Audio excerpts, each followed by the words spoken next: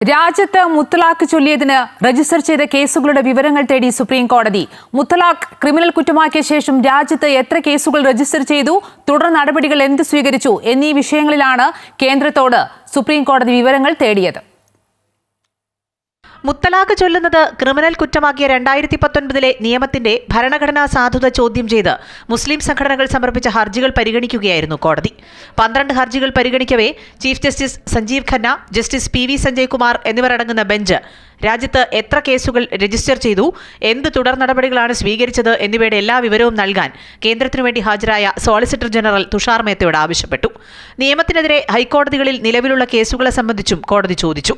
ഹൈക്കോടതികളുടെ പരിഗണനയിലുള്ള കേസുകളുടെ വിവരങ്ങൾ ഉൾപ്പെടെ നൽകാനാണ് നിർദ്ദേശം. മുത്തലാഖ് നിയമം സംസ്ഥാനങ്ങളിൽ ചോദ്യം ചെയ്തിട്ടുണ്ടോ എന്നും ചീഫ് ജസ്റ്റിസ് അധ്യക്ഷനായ ബെഞ്ച് ചോദിച്ചു. മുസ്ലിം സ്ത്രീകളുടെ അവകാശങ്ങൾ സംരക്ഷിക്കാൻ വേണ്ടിയാണ് മുത്തലാഖ് നിയമം കൊണ്ടുവന്നതെന്ന് സോളിസിറ്റർ ജനറൽ കോടതിയിൽ വ്യക്തമാക്കി. ഹർജികളിൽ വാദം കേൾക്കുമെന്ന് സുപ്രീം കോടതി അറിയിച്ചു. News desk, Amrita TV.